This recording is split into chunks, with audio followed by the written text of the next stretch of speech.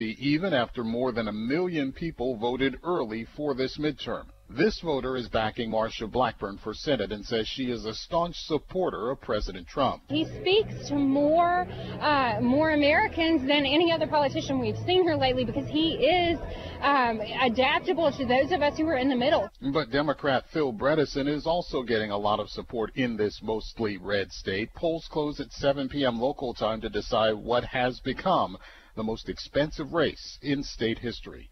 In Franklin, Tennessee, Gernal Scott, Fox News. Facebook has banned pro-life ads from one group 7 times, each time changing its mind and admitting it made a mistake. Steve Jordahl has more. You'll have to forgive Susan B. Anthony List if it has a hard time believing Facebook when it says it's sorry it made a mistake. Spokesperson Mallory Quigley. Over the last month or so, Facebook has suspended 4 different ads. We're up to 7 different times. And it seems completely arbitrary, the suspending of the different ad campaigns. 2 of the ads were the typical political type with a, subtle change in mood when talking about the different candidates. Bill Bredesen wants taxpayers to pay for abortions for babies with Down syndrome. Bill Bredesen is just too extreme for Tennessee. Thankfully, we have pro-life champion Marsha Blackburn running for Senate. The other 2 feature babies that were born premature, but there was nothing graphic in any of the ads. Quigley says Facebook's bias is showing. It certainly seems politically motivated to us.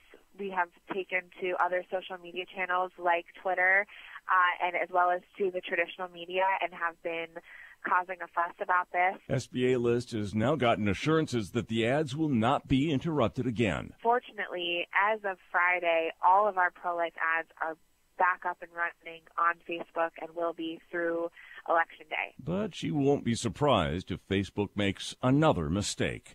I'm Steve Jordahl. New tools will soon be available to educate the public on the dangers of pornography. Charlie Butts has the story. Fight the New Drug is an organization set up to get true facts about porn to the public. As part of that campaign, the organization has produced a 3-part documentary. Clay Olson formed the organization while still in college 10 years ago and says modern-day devices have spread porn to the privacy of one's own home and to children's smartphones, desensitizing the public to what is normal and healthy. So the idea of the documentaries was born. We knew that we wanted to take an approach that helped individuals recognize the issue without being preachy or without putting it through a lens of a particular belief system or moral code or particular political affiliation. It also does not condemn people. Olson told AFN the organization is known for its live presentations around the country addressing the issue, so the 3-part series will reach even more people. The first episode focuses on the brain and the neurological implications and challenges that people and individuals face with continued consumption of pornography. Episode 2 focuses on relationships and connection and intimacy and love. The final episode deals with the societal impact. Only one such issue being trafficking of women and children. Fight the New Drug has set up a new website, brainheartworld.org, to make the series available, as well as resources to download to fight the New Drug. I'm Charlie Butts.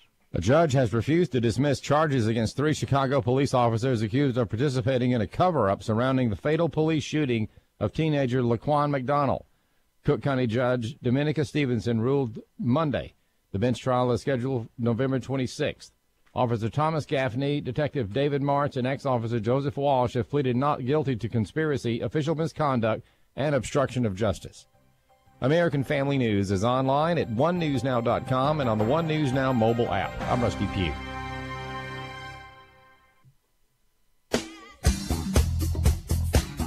Coming next week on The Dwelling Place. Pastor Al Pittman continues to walk us through the Bible, line by line and verse by verse, to let God show us just how timeless His truth is. That's next week on The Dwelling Place.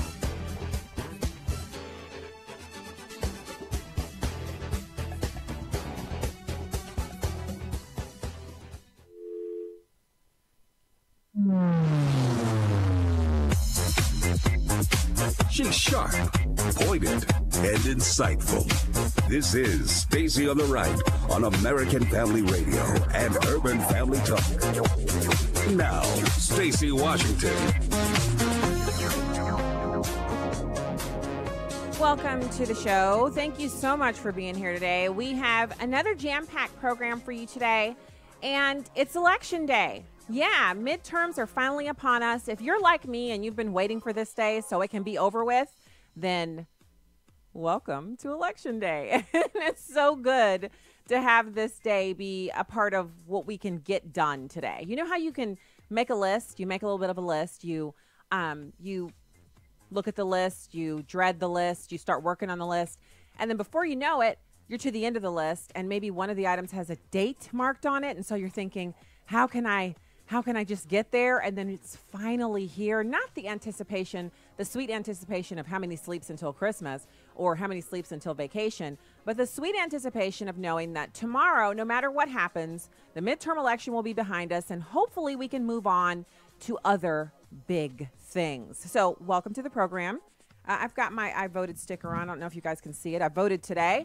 Low turnout at my precinct, but other precincts around the St. Louis, Missouri area have been packed to the gills with waits of up to an hour, and people are pretty excited. I didn't hear a whole lot of chitter chatter. I did hear a couple who was voting near me going back and forth a little bit over what they were going to vote about certain propositions. I resisted the urge to simply pass them my sample ballot that I'd already filled out and say, here's what you should be voting. I resisted. You proud of me? I'm pretty happy with myself. But I did think to myself, if you don't know how to vote on that, that's what I'm here for. Anyway, you're not supposed to be electioneering at the polls, so I abided by the rules. Today on the program, we're going to discuss whether or not the tsunami will be blue or red, or will it just be like someone dumping out a bucket of water instead of a tsunami, just a little trickle, meaning that turnout really didn't matter because both sides turned out and the margins are still very close. In order for it to be a tsunami, which is the term that the Democrats have come up with to kind of make them feel like they've got something going, it would have to be an overwhelming smackdown of candidates running on the right.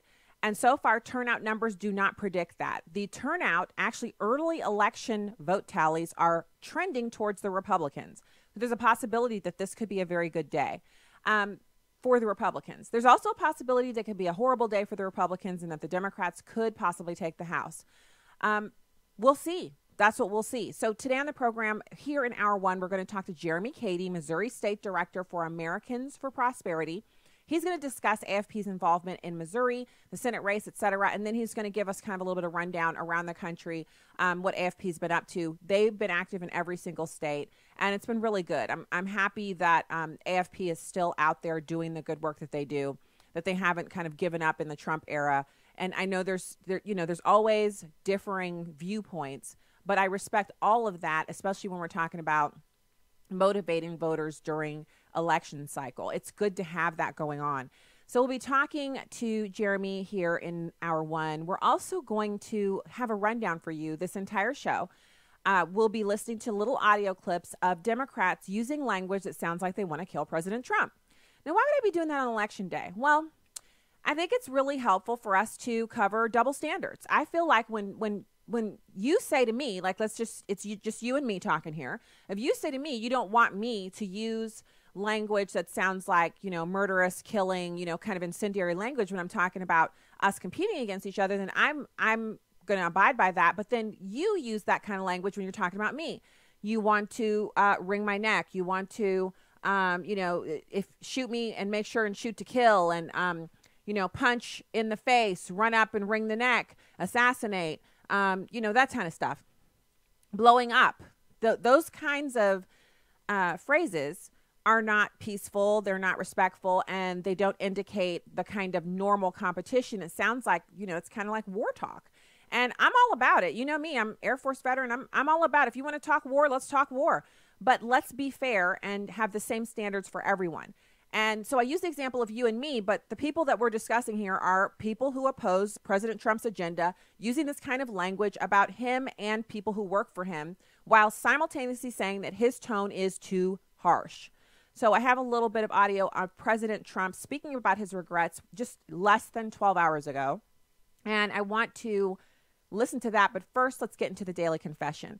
So today's daily confession is Deuteronomy 31, verse 8. Deuteronomy 31, verse 8.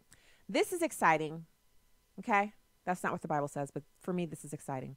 I love this verse. The Lord himself goes before you and will be with you. He will never leave you. He will never forsake you. Do not be afraid. Do not be discouraged. Now, here's the context. This is the portion of the Bible. We're talking about Deuteronomy here. You've got Joshua coming up through and becoming the leader of the Israelites. Now, their leader, Moses, he's, about to pass away. And it's time for him to pass the baton to Joshua. And Moses was no ordinary leader. His story is phenomenal. He's a legendary archetype in the Bible, the type of person that you look to the story of Moses for encouragement during low times, for encouragement when things seem bleak and nothing good can happen. And you see over and over and over again in Moses' life where God reached into his existence and changed things for him, used him in ways that Moses didn't even think. Moses didn't think he could be used by God in this way. He even complained to God, I'm not an eloquent speaker. I stumble over my words. And God was like, yeah, but I'm going to give you the words to say. I'm going to speak through you. You don't have to have these skills. I have them. I will use you. And this is the encouragement for us. So after that phenomenal leadership, an amazing, just the story of Moses from beginning to end, it's nothing but supernatural act after supernatural act and him obeying and walking in faith and God using him. And then you have Joshua, who was obviously a very optimistic, forward-looking person. He was the one person to come back from the scouting out of the promised land with the big, bigger than your head size grapes and extra large size fruits and vegetables and milk and honey and the beauty of the promised land. Everyone else said the people there are just as big as the fruit or even bigger. And they have walled cities and they're impressive and they're not going to be easily overtaken by us, the tiny Israelites. Joshua was the only one who said, the Lord has already given them into our hand. So he was already kind of ahead of the curve there.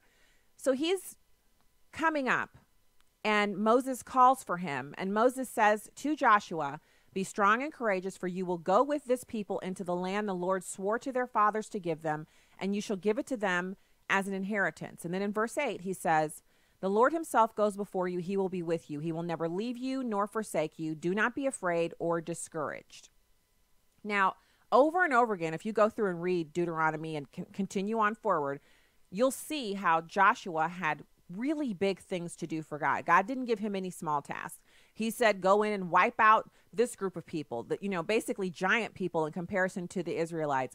Numerous. These people were many in their number, strong in their fortresses and their walled cities.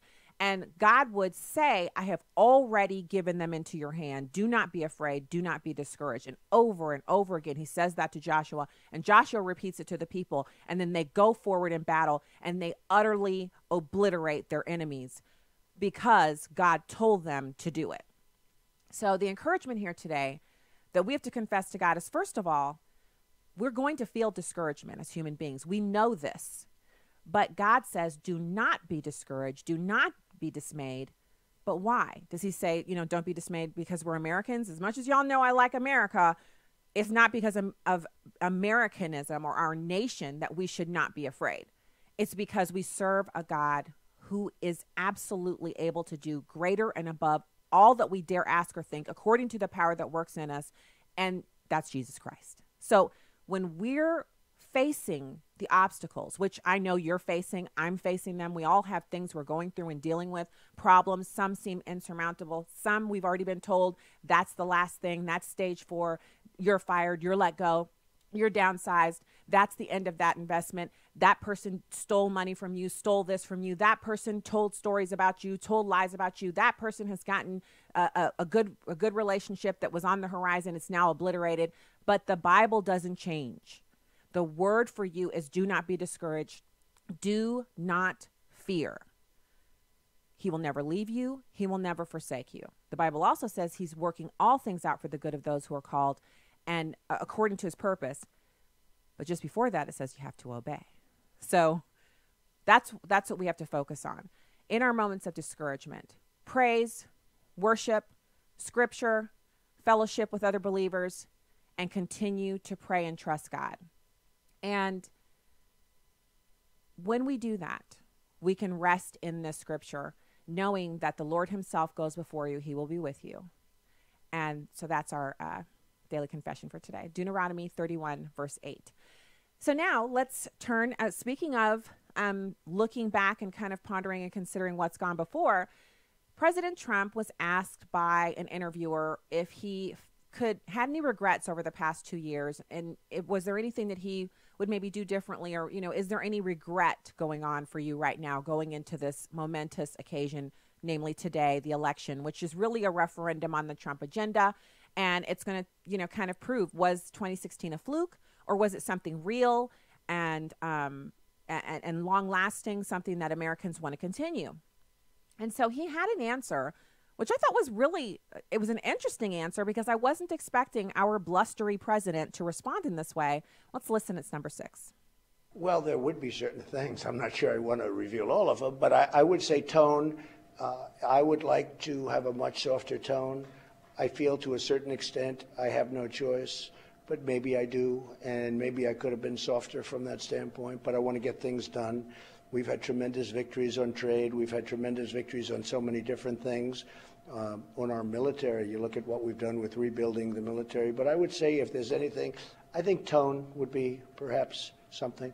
I'm not sure that if I did that, maybe I'd be swamped, okay? Swamped meaning with the other side, because I wouldn't say that tone's been so nice either. But that would be something I would say that I'll be working on. We've already seen that. I can tell you the performance that I've seen on the videos of rallies was a markedly different one, a major departure, in fact, from what I saw last week on Thursday evening in Columbia, Missouri, when I attended the Trump rally. I'm not saying he wasn't still sharp. He was funny. He was sharp. He was very direct. But his criticism of the media was markedly softer than it has been in the past. And, the Bible says a soft answer turns away wrath. And the Bible is always true. But we also saw in certain instances in the Bible where Jesus himself, he didn't softly say to the money changers, you need to stop doing this. He got a whip out. He flipped tables. He was utilizing proper wrath to show disagreement with what they were doing and to cast them out of his house. And so I am not likening Donald Trump to Jesus. Please don't email me. I'm not likening him to that, but I am pointing to an example of when righteous indignation and anger is appropriate. And I think the president has to find a moderated point in which he can criticize those who treat him unfairly while still maintaining his decorum. I actually don't have a problem with the things that he's said in the past about media, et cetera, et cetera. These responses have been direct assaults in return for lies and misinformation that have been peddled about him constantly. And without that kind of fighting back, I don't think he would have been the person who was chosen to be the Republican nominee. So there's a lot to be said for reflecting and kind of charting a new course, especially at a demarcation point such as the one that we're experiencing now, the midterm election. It remains to be seen if those statements and that kind of rancor that has gone on between him and media will have a negative impact on the election, or whether Americans even care about that. But I think he's held the line, and it's been his true self that we've seen. And I respect it. I'm not one for wilting away and not responding. Yeah, I'm fine with it. So we'll see what happens. When we get back, we're going to have Jeremy Cady. He's a Missouri State Director for Americans for Prosperity. Stay right there.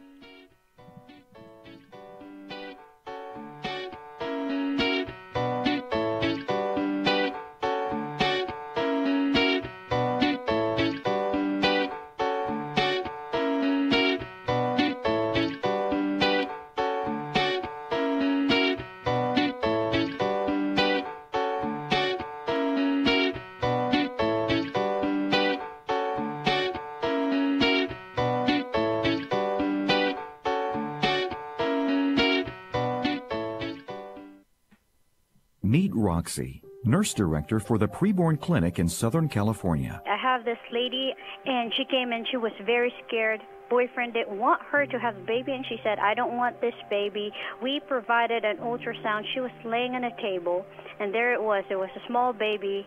Then she heard the heartbeat.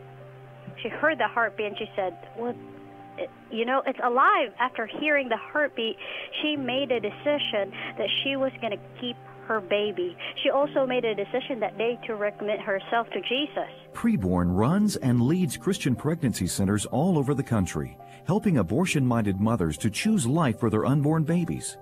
To find out more about how you can help save a baby's life, go to preborn.com. That's preborn.com. Or dial pound 250 and say the keyword baby. That's pound 250 and say baby. All gifts are tax deductible. Your love can save a life.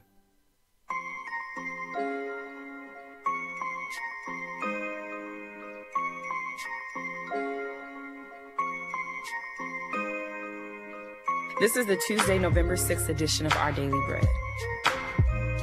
Our loving Heavenly Father promises He is always present with us, even in our darkest moments. Welcome to today's encouragement from Our Daily Bread titled, Dad at the Dentist. It was written by Adam Holtz. I didn't expect a profound lesson about the father's heart at the dentist's office, but I got one. I was there with my 10-year-old son, and he had an adult tooth coming in under a baby tooth that hadn't fallen out yet. It had to come out. There was no other way. My son in tears pleaded with me, Dad, isn't there another way? Can't we just wait and see? Please, Dad. I don't want to have this tooth pulled. It just about broke my heart, but I told him, son, it's got to come out. I'm sorry. There's no other way. And I held his hand as he wiggled while the dentist removed that stubborn molar, tears in my eyes too. I couldn't take his pain away. The best I could offer was to be present with him in it. In that moment, I remember Jesus in the Garden of Gethsemane asking his Father for a different way. How it must have broken the Father's heart to see his beloved Son in such agony. Yet there was no other way to save his people.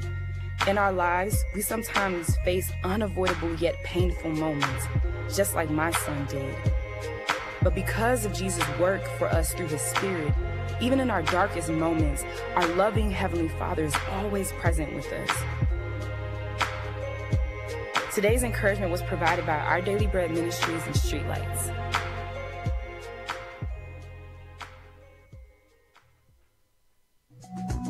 You can download episodes of Stacy on the Right from the podcast page on AFR.net or UrbanFamilyTalk.com.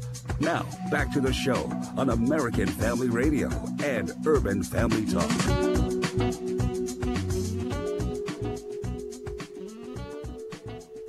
Welcome back to the program. Thank you for being here today. We are so happy to have you. Go to AFR.net and UrbanFamilyTalk.com and hit the subscribe button. And you can also find out more at StacyOnTheRight.com. Right now, it's my pleasure to welcome Jeremy Cady, Missouri State Director for Americans for Prosperity. Jeremy, thank you so much for joining us today. Thank you for having me. I appreciate it. So let's talk about this. I've heard everything under the sun. Josh Hawley will blow Claire McCaskill out of the water. No one will remember her name. Claire McCaskill will run over Josh Hawley. No one will ever know that he ran. It's going to be such an inconsequential blip in the historical database. And I've heard that it's a neck-and-neck race, and we will be literally sweating bullets until the very last moment tonight at 11:59 on the Secretary of State website for Missouri. What do you think? Well, I do think that it's going to be close.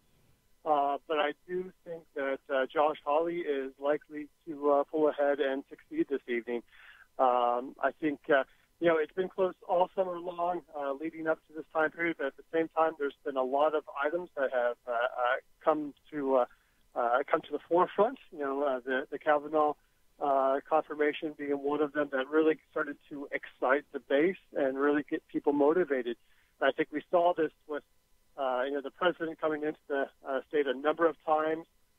Goodness gracious, he was in mid-Missouri, late last or earlier, and had, I think, 25,000 people show up at Fort News for his 7 o'clock appearance on a cold, rainy day. So I think I think their base is energized and will be turning out. So now, I think. Did you say where did you say that was, Jeremy?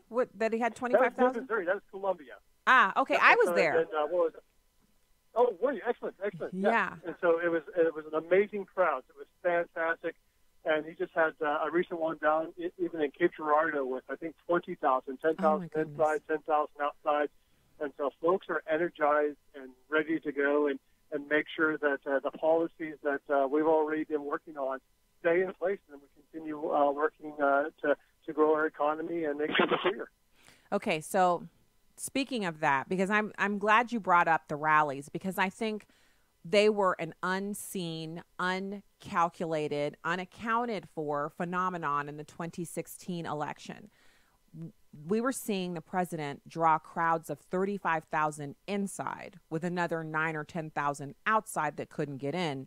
And the media was completely discounting the rallies. But then when the turnout happened and when we saw the certain states that had the rallies, the states that he paid attention to, that those rallies mattered. Like he won one of the states, I think, by 80,000 votes.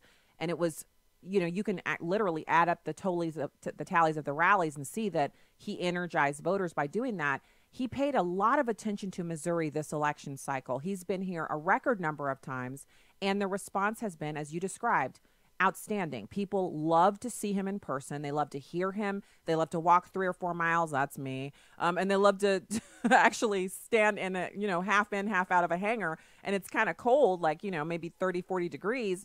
And everyone's still waiting for hours and hours to hear him speak. Does that matter when it comes to turnout here in Missouri, especially in the outstate?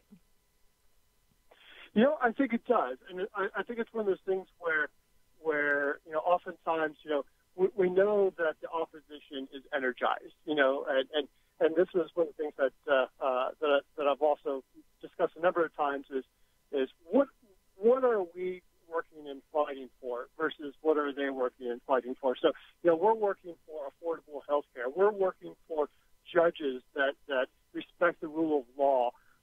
We're working to ensure that Missourians keep more of their hard-earned cash in their own wallet. And the other side, they're energized, but their main opposition and their main push is that they dislike our current president. And I think that shows kind of the big difference there. So they're energized. At the same time, though, I don't think it's enough to overcome the energy that we see on our side, the energy that also the president's been helping bring to the stage as well.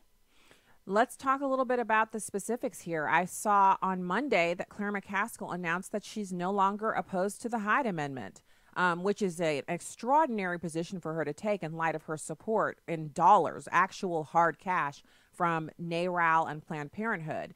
That was an announcement she made on Monday. Last week, she said that she wasn't a crazy Democrat, and she also made an announcement that she would support whatever the president wanted to do on the southern border. What's making her say these crazy things? Well, what's making her say these things is she's worried that she's about to lose her job. That's the bottom line. We know that a number of, I think number one, Senator McCaskill no longer reflects the values of Missouri. I think Missourians get that, and I think the senator is finally getting that as well. And I think finally something, a light bulb, lit up somewhere and said, hey, you know what? If I'm going to have a chance of getting reelected, I need to start, representing the values that Missourians have, which isn't a bad thing. But at the same time, though, I think we see this each time she runs, where oftentimes while she's in D.C., she follows kind of the Schumer-Pelosi talking points, and then whenever she comes back to Missouri, she tries to be the moderate. And I think Missourians are catching on to that, though. I just wonder if that's it. So yesterday, I went to pick up a couple of kids, got back home, pulled my mail out of my mailbox, and what do I see? But 3 mailers from Claire McCaskill, big ones, not the little postcards, not the half-sheet postcards, but big full-size postcards where you fold them out, and it's basically 3 pieces of heavy cardstock, but it's all connected together. So that's extra money for folding, extra money for full color on both sides. Someone just dumped a lot of money into her campaign for her to do this last-minute push. Do you think it gets her over the top, or are Missourians already, minds made up and they're already in absentee voting, which ended on Friday, I think, or Saturday, and then of course now today is the election day? I like I said, I think in the end it remains close. She's really pushed hard. Her side and her base are energetic as well, but only because they dislike the current president and the policies that he's pushing. But at the same time, though, I don't think they can overwhelm. I think what's already built, around Hawley, around the president, and I think another factor to kind of really look at this is whenever you look at the local elections, the state rep elections, the state senate elections, the Democrats are not going to be performing as well as I think everyone had initially thought that they were. I think, it's my thought that in the state house, super majorities are still kept by the Republican Party, and if the top of it reflects the bottom of the ticket at all, after today is over, then Hawley comes away with this pretty easily. I tend to agree with you, but it's still early in the day, and I just don't want to be disappointed tonight. This is one of those elections, Jeremy, where it's a little personal, for some of us here in Missouri after what Claire McCaskill kind of orchestrated against Todd Aiken, and watching what was really, he was a good, decent man brought down by, misspeaking in an interview. And then she actually capitalized on that it was an orchestrated hit job.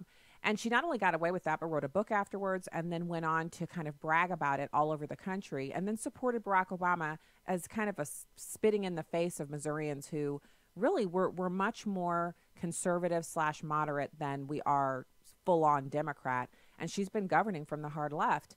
It would be so wonderful to see a fresh new face, someone new to politics like Josh Hawley, to go to Washington, D.C. on behalf of Missourians. I hope he pulls it through, but we won't know that until like midnight tonight. And so the nail biting begins.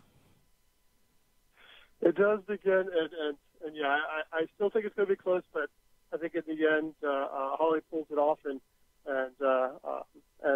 yeah, I think we send someone new to D.C.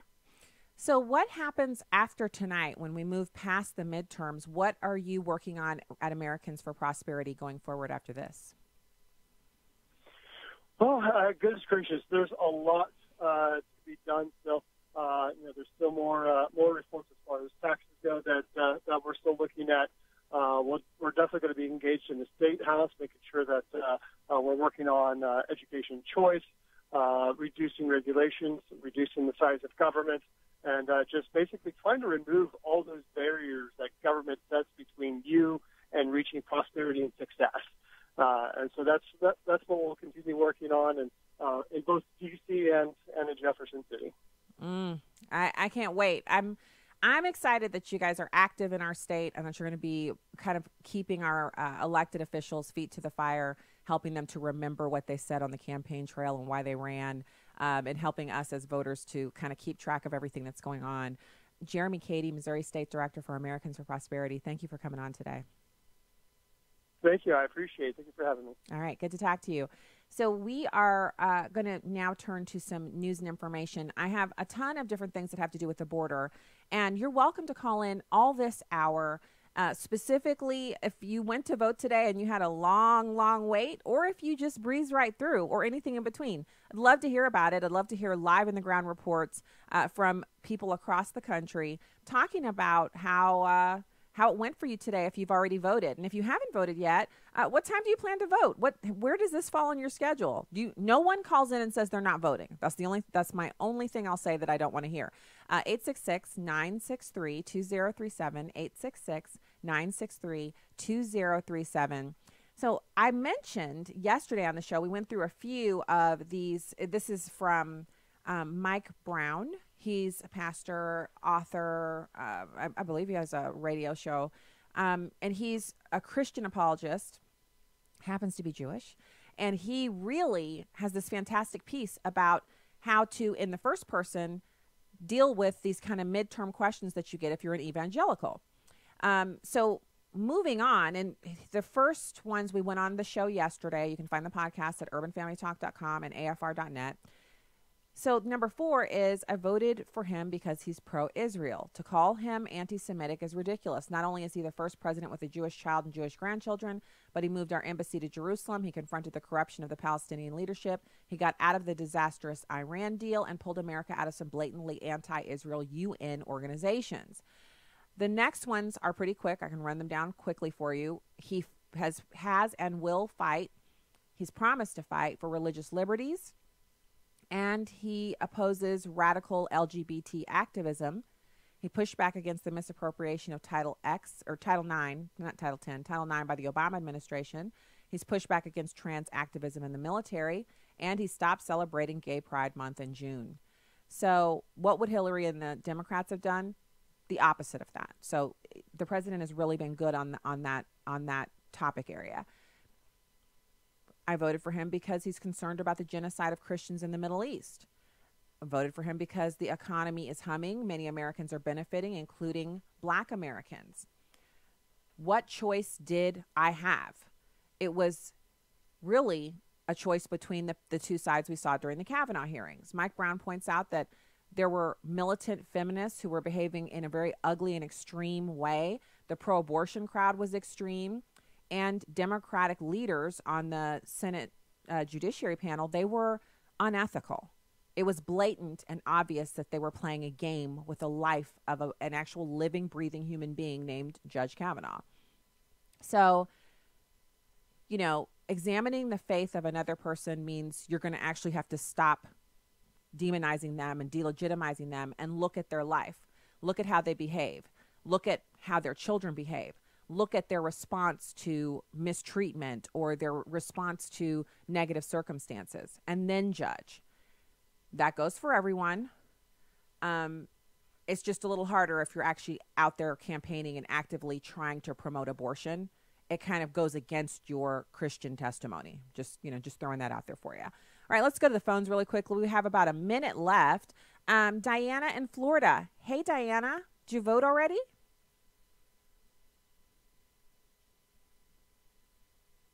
Okay. Okay, perfect. Yes, we did. Mom and I voted red. Yes. And this means very much to us because we're Cubans and we know the fight of communism. Ah, thank you. That is such a great testimony. Very close to our heart. We believe that this country is the best there is. And we have to fight for it, and we know what the freedom is. Perfect. Thank you, Diana. Diana's in Florida. She and her mom already voted. They voted straight red ticket. Fantastic. Let's go to Chris in Arizona. Hey, Chris. Thank you so much. Sorry, Arkansas. Chris in Arkansas. Thank you for calling into the show. Voted first day of early voting, straight Republican. Okay. I got a question though. What happens after Donald Trump has done so much work to keep the Republicans in control? Or once we win tonight, are they going to back him, get behind him and back him, or are they going to backstab him like they have been this whole 2 years? Chris, this is what I think has happened. I think they were tacitly happy with some of the things he was doing, but they were hanging back. And I think at this point, they're going to hang with him pretty closely because of what happened during the Kavanaugh hearing. Because he was able to pull that off, he and obviously Mitch McConnell working together with Chuck Grassley, they were able to pull it off. And I think they're going to work with the president, especially if there are wins tonight for the Republicans. If they keep the House, he's going to stick with them. Hang on. If you're on the line, hang on. We'll if you're leaving us, good evening from the Heartland. Don't forget to vote. Pray and vote. Pray and vote. And if you're staying with us, we have onenewsnow.com coming at you with news and information. Or no, we don't. You know what? I'm totally thinking we're at the end of the show. This is the end of the second segment. We'll be back with more, including your calls, right after this.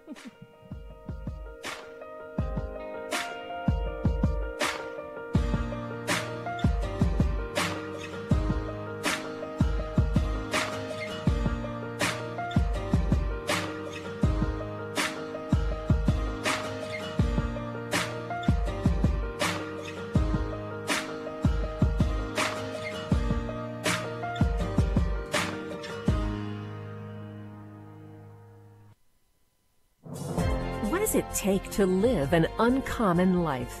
Here's former Super Bowl winning coach Tony Dungy with today's uncommon moment.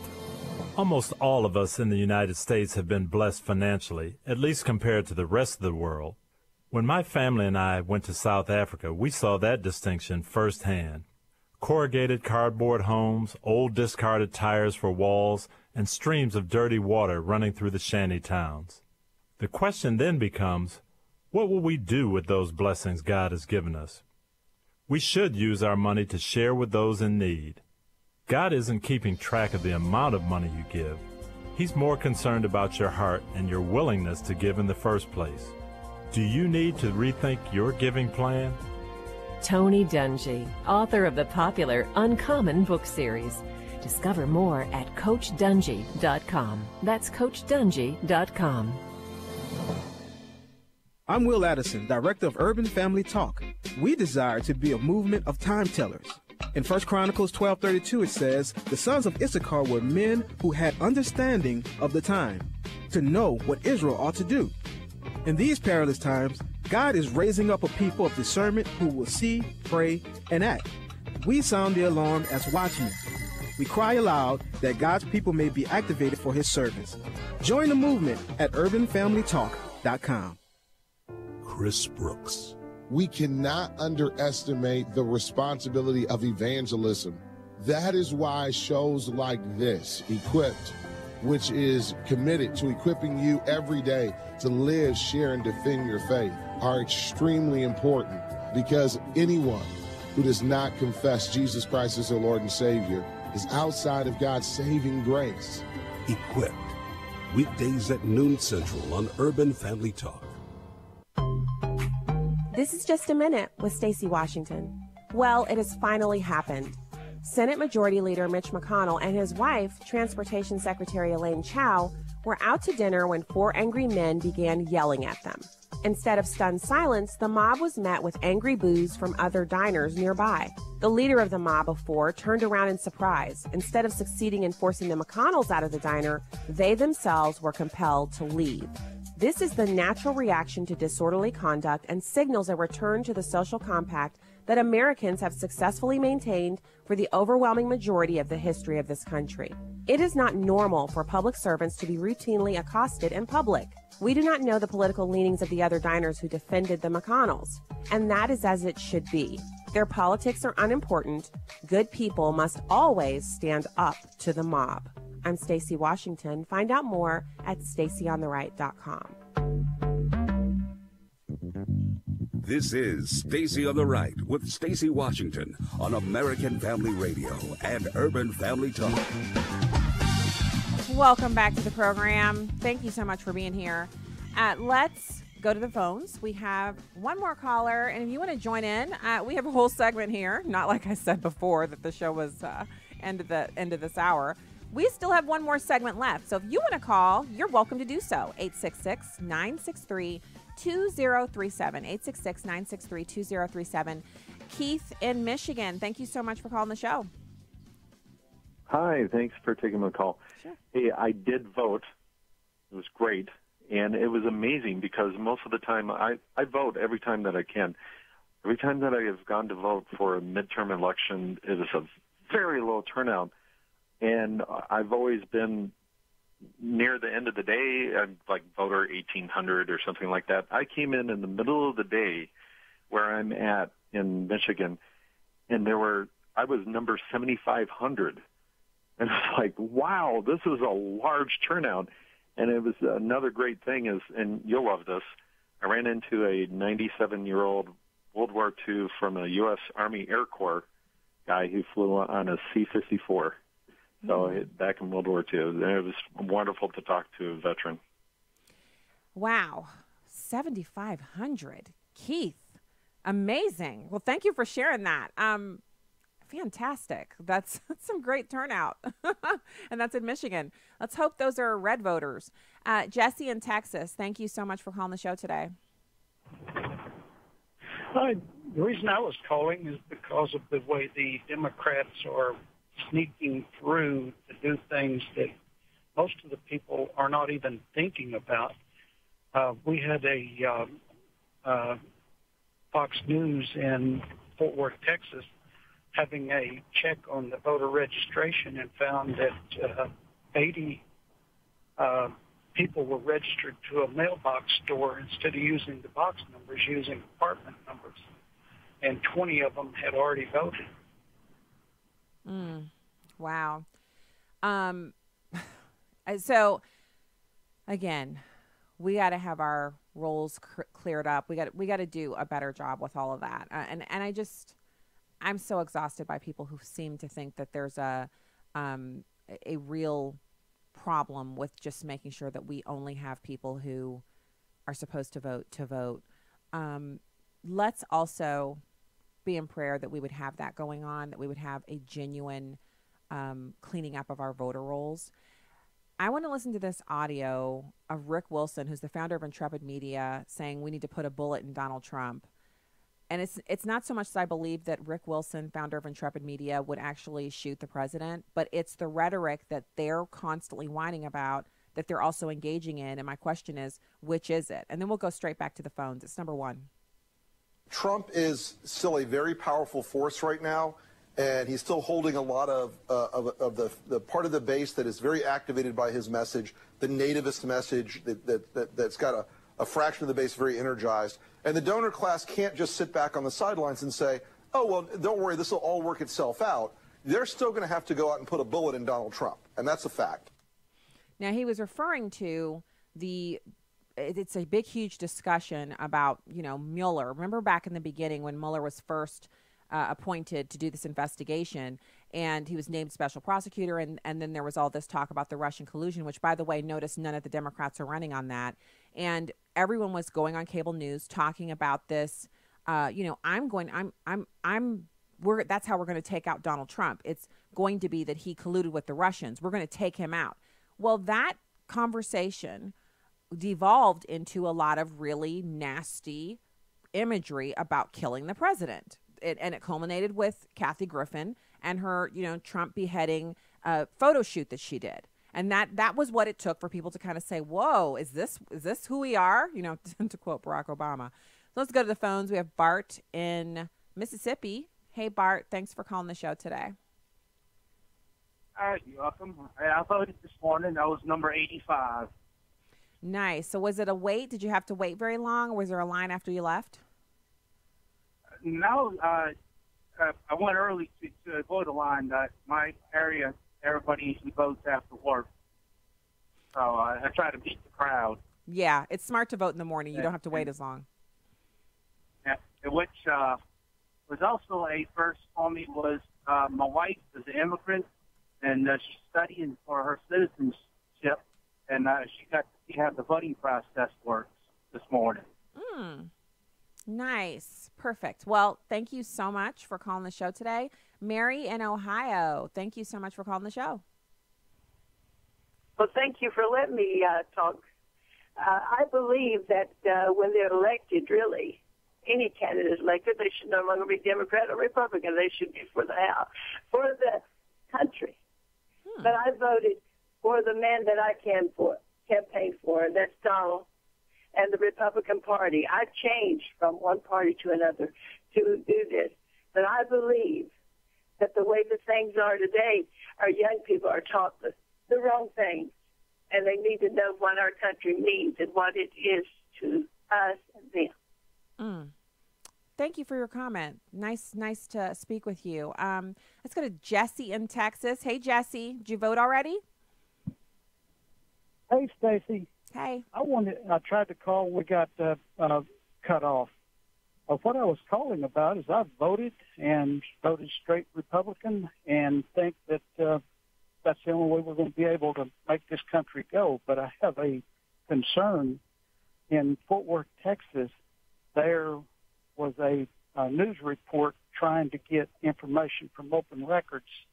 And one of the things that they were searching for was they have found that in a strong Republican congressional region, there are using mailbox stores to register people in there using apartment numbers instead of mailbox numbers. and there was on this one, there were 80 registered voters, and 20 of them had already voted last week. And this is not permitted, I suppose, with the mailbox numbers. That's not a valid address for registering to vote. All right, it's pretty interesting. Let's go to Kim in Kentucky. Kim, thank you so much for calling the show today. Hi, thank you. Hi. I voted straight Republican. Nice. So was it a long wait? No, actually, we had we walked right in. We were there about 12, my husband and I. We had 2 or 3 people who came in right around us, but it was straight in, straight out. We're in a small community. Voted straight Republican, avoided voting for some of the Dems that were not being challenged. We didn't want to give them our vote. Wow. Well, thank you for calling the show today. So fascinating results from across the country. Lots of people going out and voting. Lots of people getting in there. It's your right. Yes, it's your responsibility, really. Funny. So when I talked about this event that I attended, not last Friday, but the Friday before, where I was the MC of this prayer breakfast, and David Barton of Wall Builders was the speaker, and he talked about how he has a rabbi that he studies under. He's a Christian, but he studies under a Jewish rabbi because he wants to learn from someone who speaks Hebrew who can help him interpret the Bible. And he talked about one of the studies that they've done together is all of the words that we have in our language, in English, that are not that do not have a corresponding word in the Hebrew language. And so one of those words is rights. The Bible never talks about rights. It only talks about responsibilities. Now, that's pretty fascinating if you think about it, that God doesn't talk about your right to this or your right to that. He talks about your responsibility to do this or your responsibility to abstain from that. So interesting way of looking at what we are or are not permitted to do. I don't see a name on that one there. Someone's called in, but they have no name, and they say they voted. Sure, let's take a call from that person. Welcome to the show. Hi, thanks for calling in. Hello. Hi. Hello. Thanks for calling the show. What's your comment? Well, my comment is, first, I voted absentee. I live in Illinois, and I'm Phil, by the way.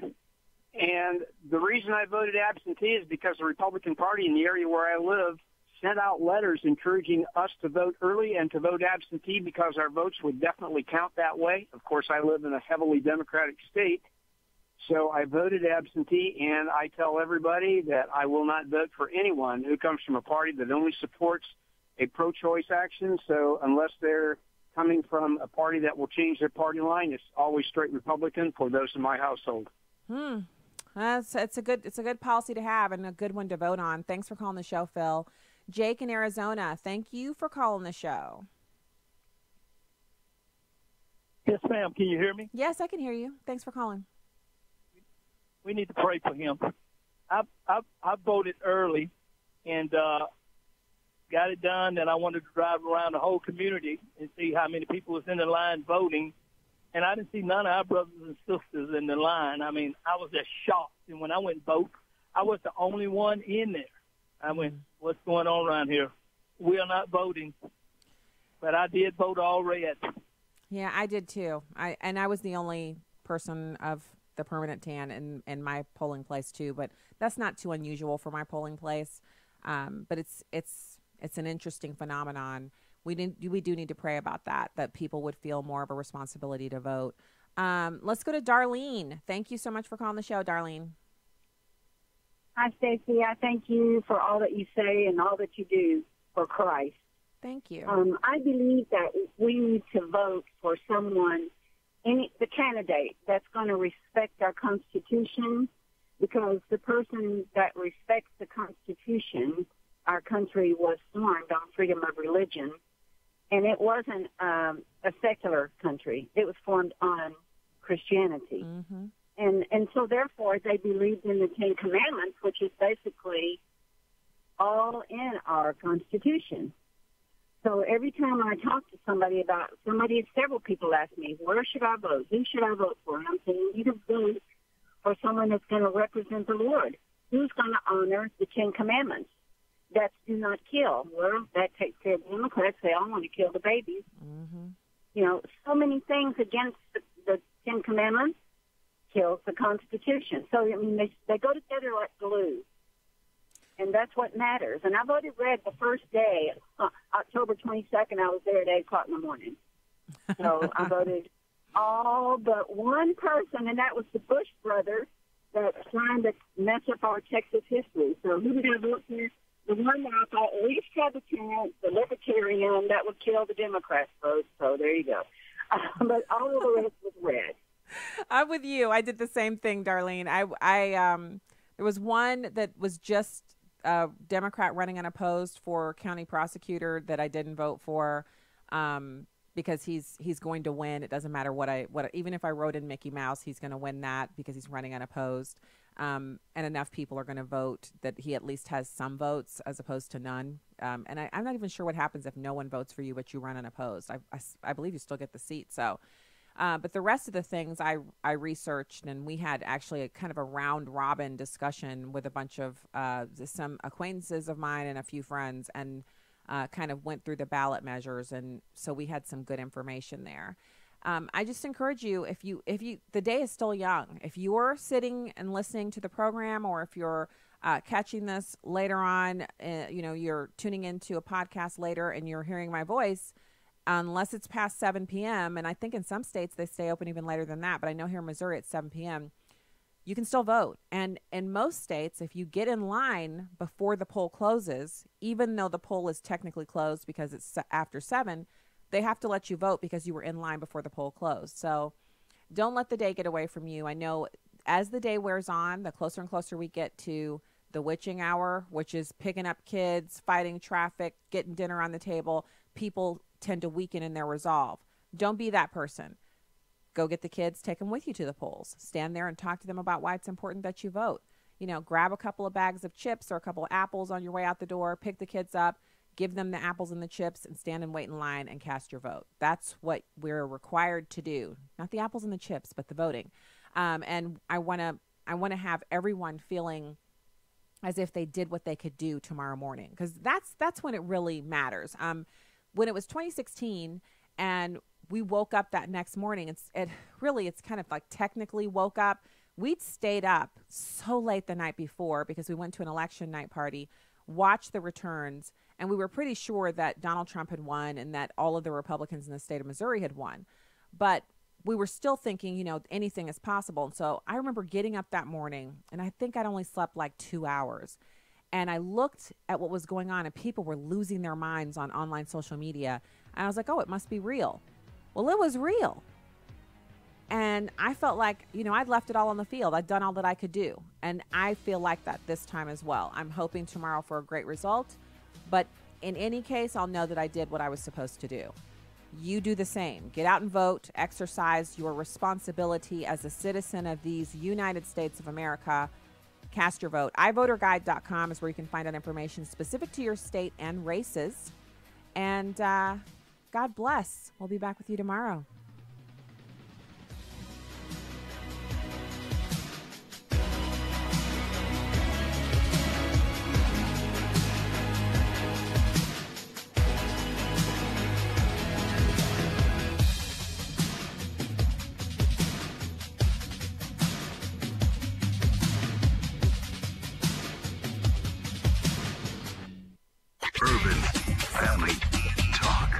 Family Talk. There's a lot happening around us. That's why Christians need to stand strong on family values and morality. Hi, I'm Ray Rooney, editor of The Stand, a blog from the American Family Association. The Stand has timely, carefully written articles on relevant cultural issues that you can quickly forward to others. Visit afa.net/The Stand. Truth, wisdom, Empower Urban Family Talk, a ministry of the American Family Association. American Family News, I'm Rusty Pugh. There's lots of attention on Florida today with a high-stakes race for Senate and governor, among others. Eben Brown is in Miramar. The early morning rush to vote here has eased as many people have started their workday. Richard just came by to cast his ballot at City Hall. It wasn't bad. I was in and out. Took about 10 minutes.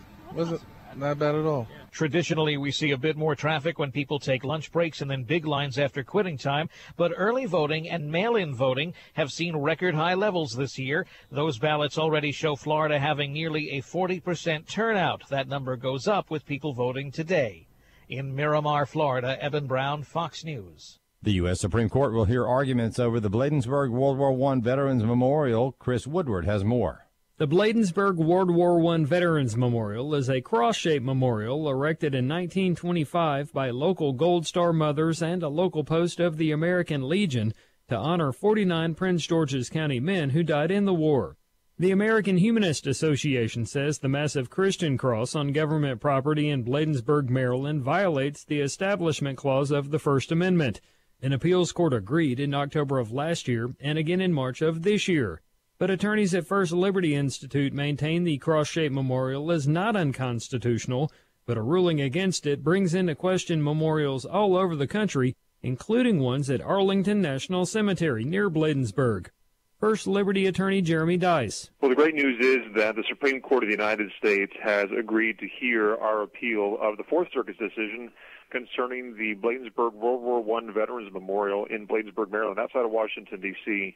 The Supreme Court really is the last best hope for preserving this 90-year-old plus Bladensburg World War I Veterans Memorial, and we're excited to be able to present those arguments to the Supreme Court. It is not yet known when the Supreme Court will hear arguments. We will have several months of briefing and getting all that put together correctly, and then sometime in the early spring, I suspect, the Supreme Court will hear arguments on the case, and we should have a decision by June. I'm Chris Woodward. The Boston Globe, the paper that broke the Catholic priest abuse scandal in 2002, is now reporting, along with the Philadelphia Inquirer, that American bishops have yet to be held to account for protecting and reassigning abusing priests. More from Steve Jordahl. Nearly a third of the bishops alive at the moment have been accused during their careers of not responding adequately to reports of abusive priests in their diocese.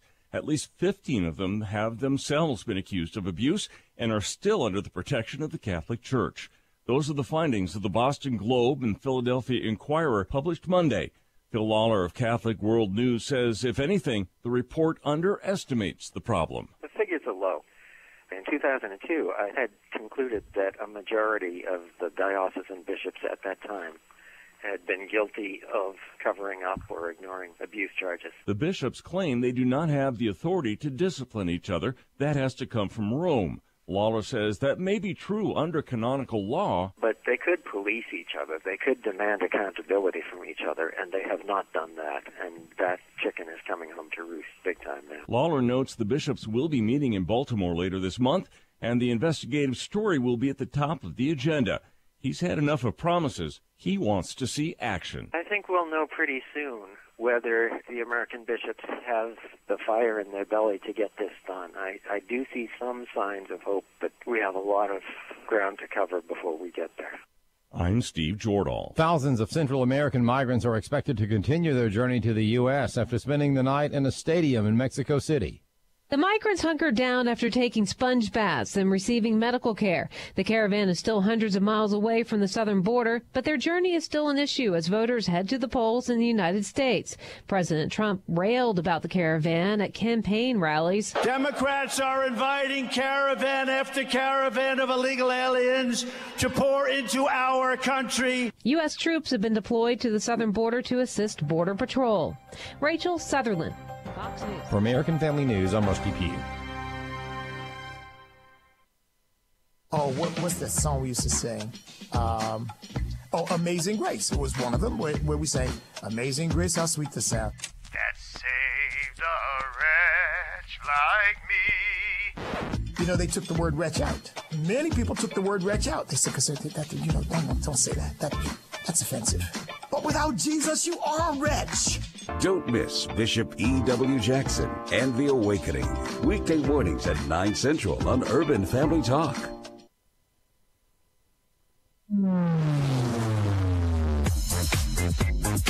She's sharp, pointed, and insightful.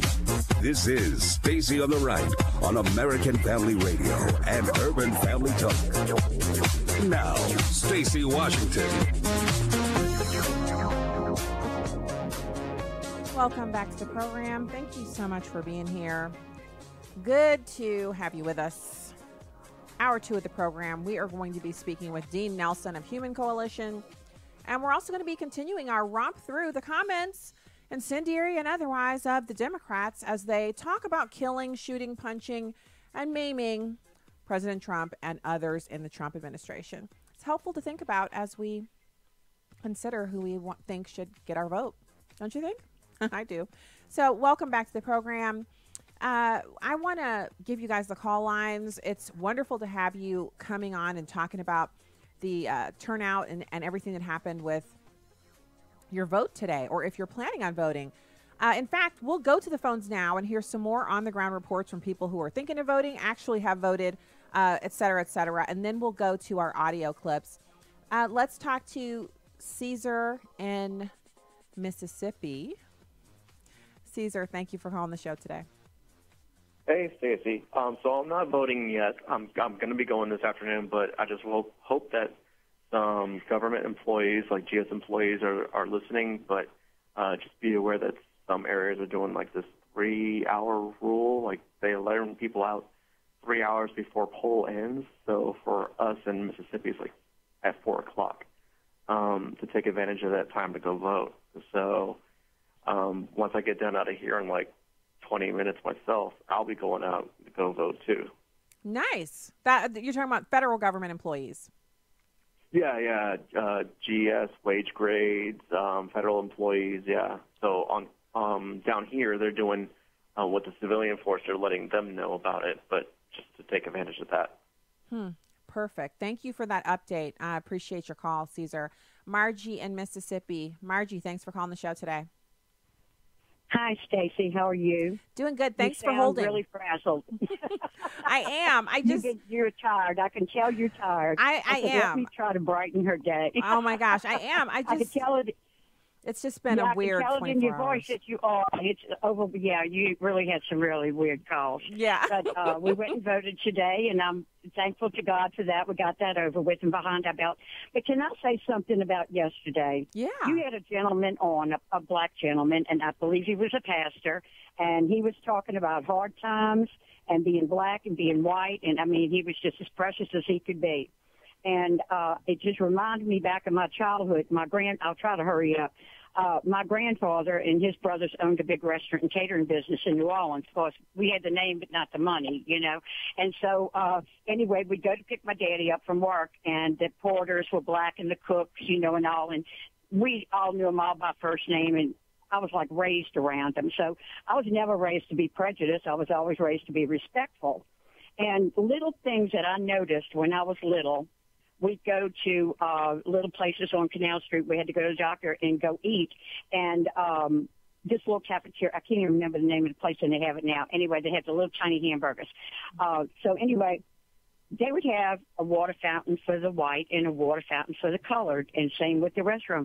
And Stacey, I was young. I'm 71 right now, and I was young. And I'm going to tell you something. I couldn't understand it. It broke my heart. It really did. I couldn't understand that God made people and, you know, people could be that way to each other. And as I grew, I got to know more and more, you know, about life and things. I've raised 4 children by myself for so many years. Finally found the man of my dreams, and he is so sick. His name is Dale. Y'all please remember him in your prayers. We got a not too good report yesterday, but God is on the throne, and so I'm not worried. But anyway, it breaks my heart. And right after Hurricane Katrina, we were working down in Bay St. Louis at these Quonset huts, copying all the records. Mm-hmm. And someone said something about my granddaughter, and I said, "What do you mean?" And she said, "You didn't know." No, this is her grandmother's name is well, something else. I better not say it. Anyway, it's no big deal. I just, you know, I don't know how people feel about some things. But anyway, her father was black. or half black. And my granddaughter has black in her. And I said, well, nobody told me that. And she said, well, why would it have mattered? I said, well, of course not. I said, that's my granddaughter, and it wouldn't have mattered anyway. You know, I mean, people they just like standing on edge sometimes.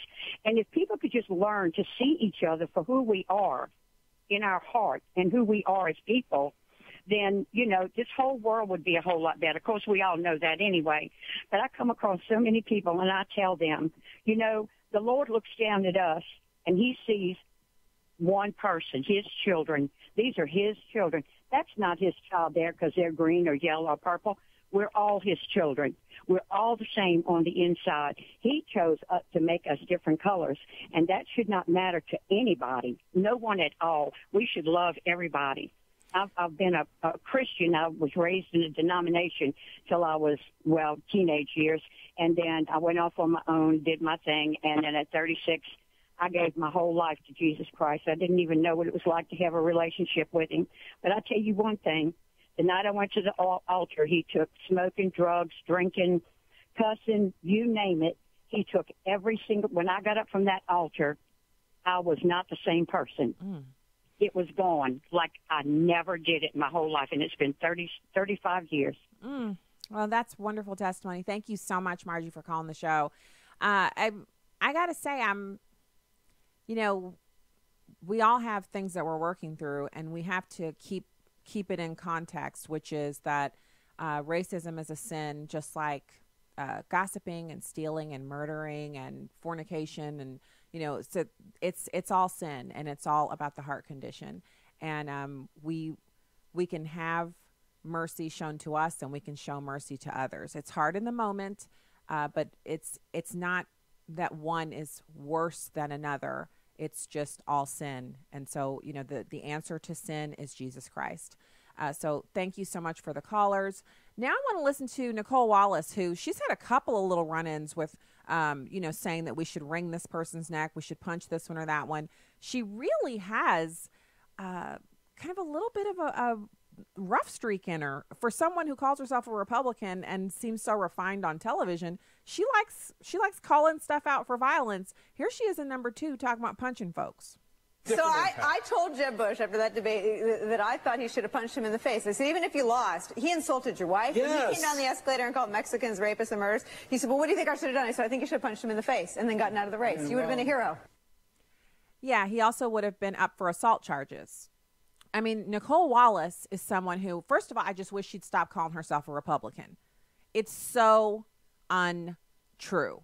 Just stop saying it, Nicole. That's first of all. And second of all, why would she advocate, like, instead of saying, I'm going to go punch him in the face and then quit my job, she's advocating for someone else to destroy their public life and possibly bring themselves up on criminal charges because she thinks it's a good idea. Those are the kind of people, when you hear that, run. Don't walk, run. People who advocate for you to destroy your life so you can make a point on their behalf, not your friend.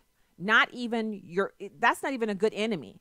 Like, that's not a fair playing field. They're trying to trick you, tell you to do something bad to someone else so you can be a hero, but it would end up exposing you to legal jeopardy. Not your friend.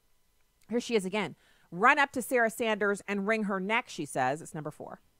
Kristen Walker, how do you resist the temptation to run up and wring her neck? Why can't she just say, if a staffer said that, we're going to get to the bottom of it, and she'll be fired?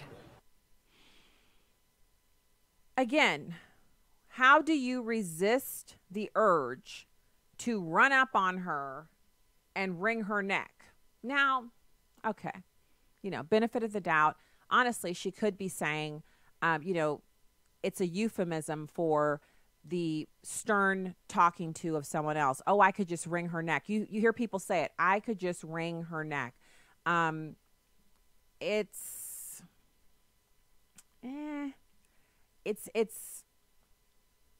has to be taken in context, but I still don't think it's right. So she could, if she would have only said this once, it'd be fine. If she'd only said, you know, I take that back, or you understand that I'm speaking metaphorically, that'd be fine too. But for her to just constantly make these comments, and this is Nicole Wallace, Republican strategist, worked for Republicans on campaigns and they're elected and she's working for them in their offices and whatnot. Long career in politics, and this is her public persona. You should wring her by the neck. How do you resist the urge to wring her by the neck? You should have punched him in the face. You could have resigned. You wouldn't have been running. He would have left in disgrace, but at least Nicole Wallace would have been excited. That's what we've got going on here. So let's pivot over to what's happening at the southern border. We have to keep updated on this. And this is, look, it's not about when you say that the caravan of people is some kind of invasionary force. It's comprised mostly of young army-aged men. That's why we're saying that. It's also that the men are using what money they have to pay the women to move up to the front of the caravan. So they're saying, move up to the front of the caravan with your baby so that people can see you standing there, so they can see you marching at the front, because there are so many men. Why would they, instead of, just work with me here. There are these warlords and gangsters and these really bad people down in Honduras and El Salvador, et cetera, et cetera. And these people make it impossible for El Salvadorans and Hondurans to really have a peaceful existence. These warlords rob the people, they rape, they kidnap, they murder, they force people to work for them in the poppy fields. They do, you name it, these drug lords are doing it. So drug lords with guns can manage a population through fear. Not through sheer numbers, though. Remember, the rule of law is what keeps America peaceful, because we don't have one police officer per person. We don't even have one police officer per 10 people. It is the rule of law and the fear of prosecution, and really the hand of God, that keeps any society operating within the social compact. When that is lacking and warlords and horrible people are in charge, it is up to the people to take their space back. Now, you might say, well, what are a bunch of women and children going to do? I just told you that more than 75% of this caravan of now well over 10,000 people is comprised of young men. So instead of marching on America, why don't those men in their 10,000s turn on the warlords who are destroying their country? If they wiped out the warlords, so that's the thing about, firearms. Sure, you can mow down a bunch of people with semi-automatic weapons, and I'm sure the warlords have those, but they can't mow down 10,000 people. If the number of young army-aged men outnumbers the warlords by 10 or 20 or even 30 to 1, which is the case, instead of them marching on America, why don't they march on the warlords in their country? Why don't they take their country back? I just don't understand. I do not understand. And maybe it's because that's the way we've been trained here in America, is when we don't like what's going on, we change it. And in other countries, they don't have that same kind of drive to be in charge of their own circumstances. But there are enough of them that are living here in America, lawfully and illegally, that it seems to me like some of them would have said, what we need to do is take our country back, because all of y'all ain't getting in here. But that's what happens when you allow lawlessness to run amok. People start to think, well, we're a welcoming country and we don't have any choice. We have to let them in.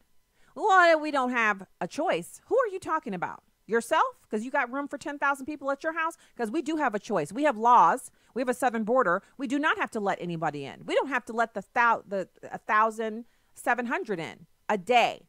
They're apprehending between 1,700 and 1,900 people a day on our southern border, apprehending them or turning them around. So if we're turning them around, what makes you think that if you gather yourself up into a group of 7,000 or 10,000, that we're going to let you through? That's what the tanks are for. That's what the concertina wire is for. CNS News is reporting the U.S. military has sent miles and miles and miles of concertina wire to the southwest border. By the end of this week, they've deployed the over 5,200 soldiers and the 2,000 plus National Guard, and they've already covered 22 miles with concertina wire. And if the Army Corps of Engineers has anything to do with it, they'll have it all up and ready to go before the caravan is even within 100 miles. So, no one's getting in. All right. When we get back, we're going to have Dean Nelson. He's the chairman of the Frederick Douglass Foundation. Stay there.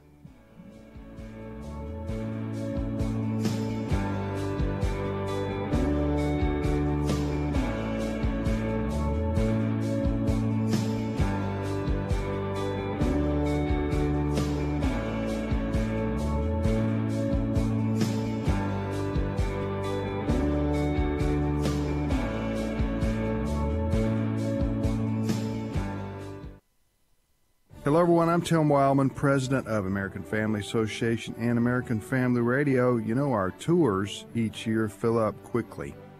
And so I'm letting you know now, don't tell anybody else now, that the 2019 Spiritual Heritage Tours are planned for June and for September. So if you want to go this year, that is 2019, you need to let us know as soon as you can. Visit the website spiritualheritagetours.com. spiritualheritagetours.com. Again, those are two separate trips, one to Williamsburg, Jamestown, and Yorktown, and the other one to Washington, D.C. and George Washington's Mount Vernon. Stephen McDowell, who's the president and founder of the Providence Foundation, is our historian, and he'll be on both trips telling us the behind the scenes and the stories of who, what, when, and why. Hello, I'm Pastor Joseph Parker, and this is Daily Time in the Word. It's our goal to help you better understand the great blessing of spending time in God's Word every single day. In the book of Proverbs, chapter 18, verse 21, we're told, "Death and life are in the power of the tongue, and those who love it will eat its fruit." It's very important that we as believers, we as people recognize there's great power in our words. Our words can do many important things on a daily basis. We speak thousands of words every day. It's important that we use our words wisely. You can make someone's day through your words, and you can help ruin someone's day through your words. It's important that we're using our words to the glory of God. One of the promises found in Philippians chapter 4, verse 13, it says, "I can do all things through Christ who strengthens me." Another promise found in Psalm 1 is, "Whatever I do prospers." That is a promise based on Psalm 1. But I want to remind you that many promises in the Word of God are wise ways to put your words to work every single day. All of us speak many words every day, but remember the Word of God tells us that one day we'll give account for every idle word that we've spoken. Our words are valuable. And so just as the Word of God tells us again in Proverbs chapter 18, verse 21, death and life are in the power of the tongue. Use your tongue for life on a daily basis. When you speak the Word of God, you're speaking words of life and words of blessing. Also make it a goal to speak words of thanksgiving. The Word of God tells us, "In everything give thanks, for this is the will of God in Christ Jesus concerning you." Be a thankful person, expressing your gratitude to God often. Let's be wise stewards of our words, using them wisely to bless the world and build God's kingdom.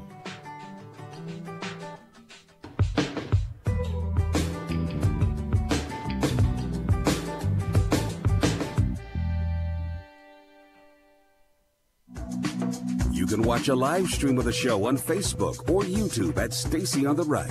Now, back to the show on American Family Radio and Urban Family Talk. Hey there. Welcome back to the program. It is my pleasure to welcome Dean Nelson. He's the chairman of the Frederick Douglass Foundation. He's also the National Outreach Director for Human Coalition, working out of the Washington, D.C. area. He brings more than 20 years of demonstrated success directing nonprofit organizations with an emphasis on urban strategies, grassroots organization, and national leadership training. Dean, thank you for joining the show today. Stacey, it's always a pleasure to be with you, and I hope that you voted. You probably voted early, right?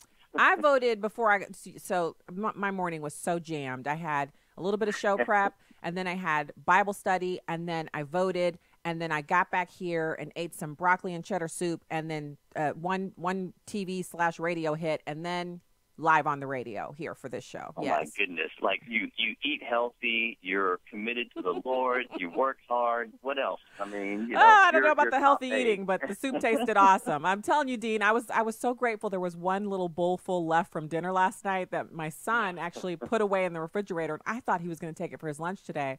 So I got home from voting, and I ran in the kitchen. I'm like, I only have a few minutes. And I saw that little bowl there, and it was like there was a little halo over it. I was like, well, I got food. So I ate that, and then here I am. I mean, I'm telling you, I'm with you. There's so much going on today, and most people, like everyone, you're married, you have kids, you get whatever you have going on, working, trying to get the whole day done. The voters of this country, if you're in an early voting state, then you had a few more days to plan it out. But in Missouri, we don't vote early here. We only have absentee voting, and then the actual election day, you can vote all day today until like 7. Some polls will close at 8:30 in certain precincts. So I had to get it in, and I hate waiting in line. So I went because I was thinking as soon as like 12 o'clock hits, people are going to start stacking up. So I got in there. Wow. Well, I know that this is an important time, and thank you so much for thinking of me to have me on this program. Well, I couldn't wait to hear what you have to say about this. So let's talk about the prospects here. And you and I both, we're both believers. We don't have divination or anything like that. We don't know what's going to happen, but we can kind of look at what's happened historically and then kind of think to ourselves, okay, this is a possibility.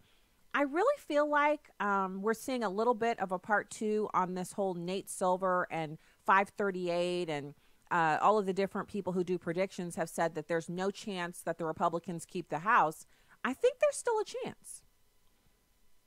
I think that there is a chance. But, yes, you're right. Historically, when we look at there's a president of one party, typically that next, election cycle that the others will take control of the House. We've seen that in the past. But I know that, where I am in Maryland, that most people consider to be a blue state, it looks like that the Republican governor is going to, from all of the polls, is going to dominate the Democrats. So there's no blue wave here.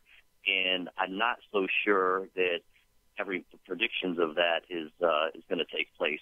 We don't know. I mean, if I were a betting person, I would probably go with the odds that we would certainly lose seats in the House and likely might lose it. But that's not what we really see on the ground. But, time will tell. Well, I've seen some reporting this morning, just people kind of sharing, hey, have you seen this? Hey, have you seen that?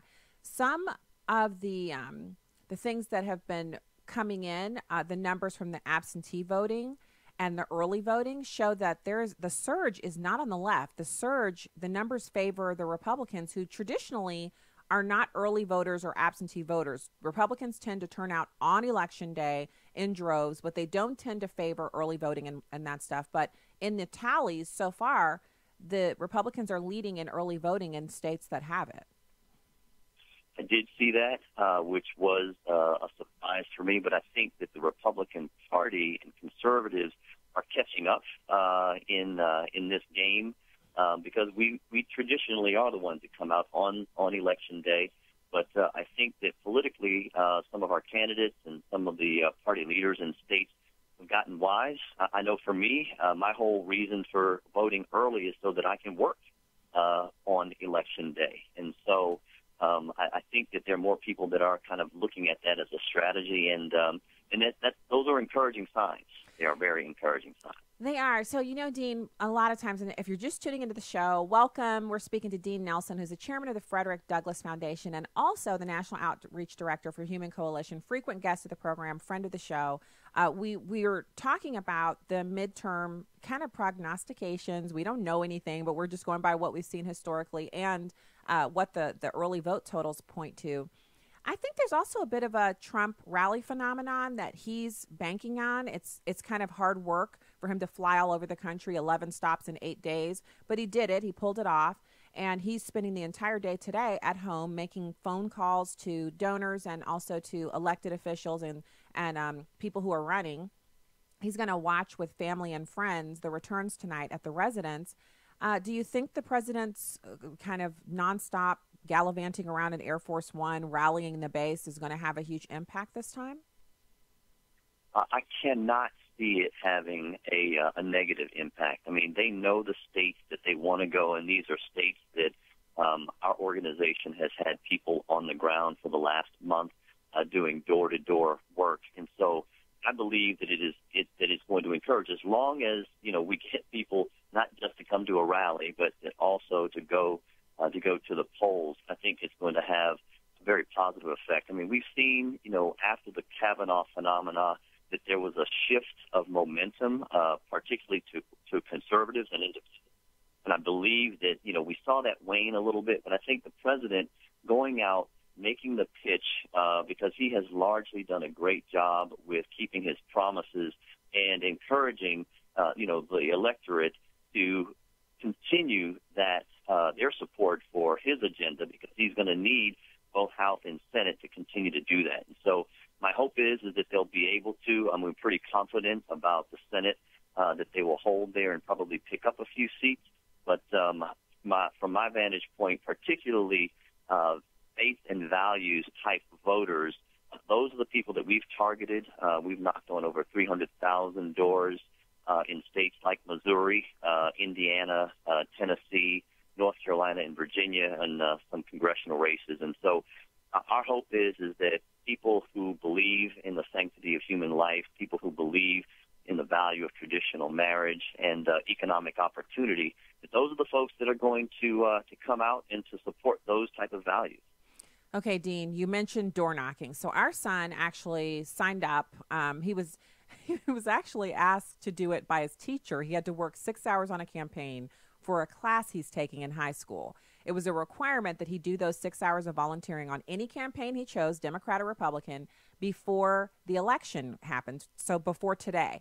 So he did the 6 hours, and after the completion of those 6 hours, the campaign said, hey, we're paying for people to knock doors and make phone calls. If you're interested, this is what we're paying. You have to come in for an interview. Obviously, you know, we like you, but you still have to interview. And if you sign up, you can do it between now and the election. And that was about 5 weeks ago. He signed up, did the interview, and he's been knocking doors every weekend except the weekend he took the ACT.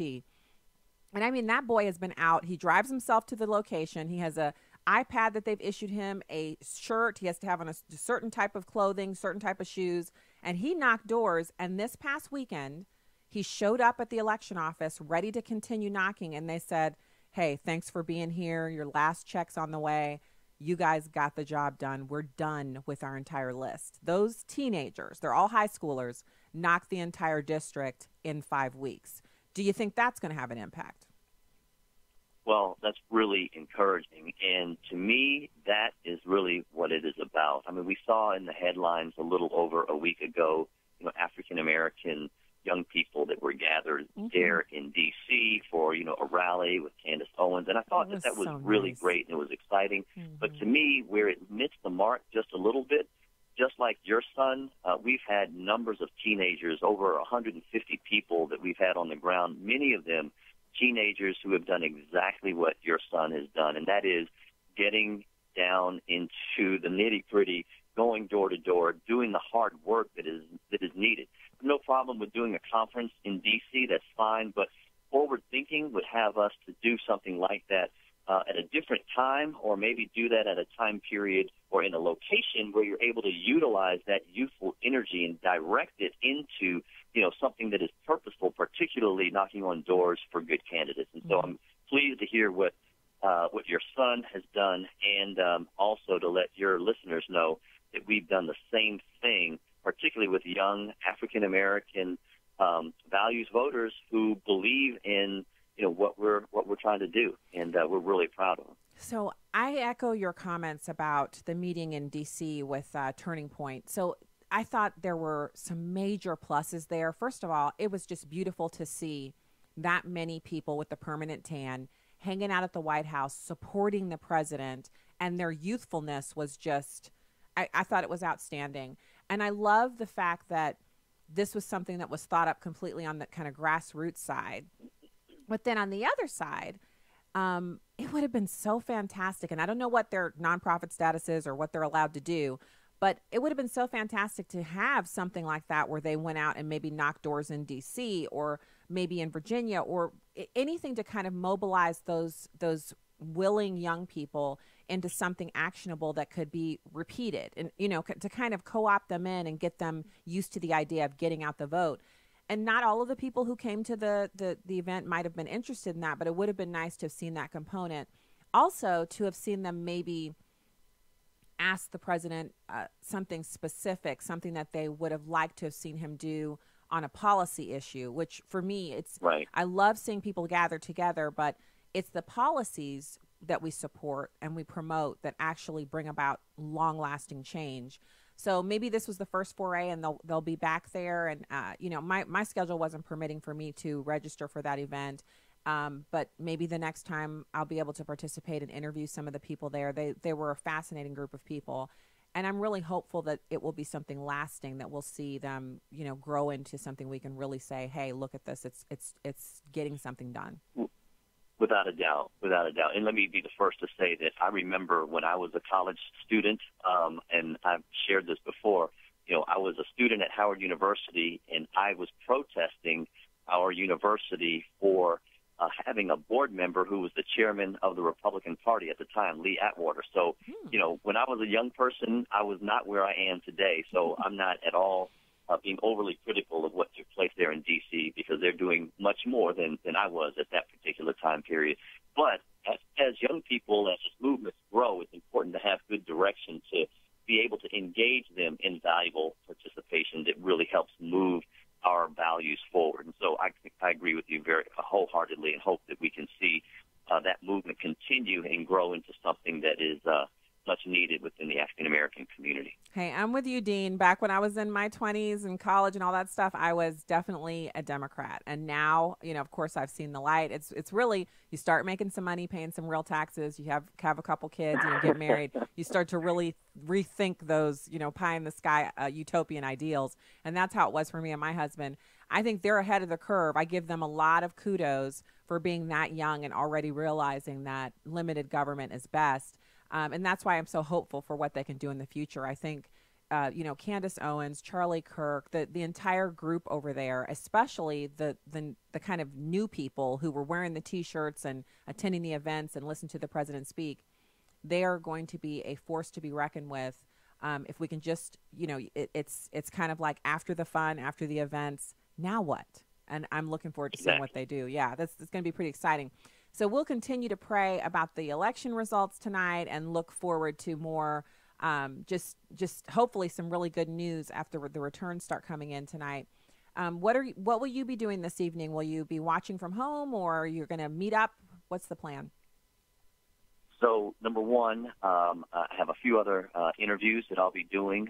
After that, I am actually headed over to Annapolis, Maryland, to join the Larry Hogan folks, where they'll be having a party. But then I'll be looking at returns and things like that from the states that we have people that have done a lot of work in, and so I'll be enjoying some victories, but I'll be looking very closely at some very important races. I mean, there's a great number of African American candidates that are running that we'll be keeping our eye on.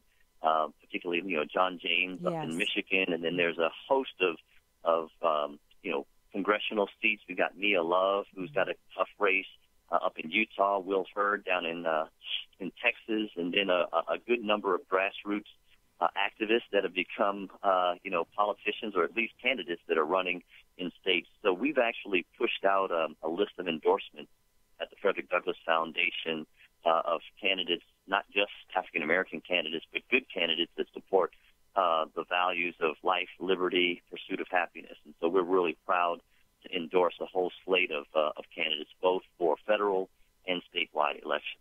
Fantastic. Well, we are so glad to have you with us today. Thank you for your time, and blessings on all of the other interviews and things that you have going on tonight. I will be looking and seeing how your candidates do, especially John James, Will Hurd. These are names that I'm hoping to hear a lot more of from Washington, D.C., hoping they get elected tonight. I want to give everybody the websites, humancoalition.org. Dean Nelson, thank you for coming on the show today. Thanks so much, Stacey. And by the way, I'll be in St. Louis this weekend, too, so there's a lot going on even after the election. So look forward to please email me. Connecting with you when I'm there. Yes. I hope that we can go out to dinner, you and me and my husband and maybe your group. Let's see if we can make that happen. That'd be great. Thanks so very much. Have a great evening. All right. Thank you, Dean. That's this segment of the program. We'll be back with more after these messages. You stay right there.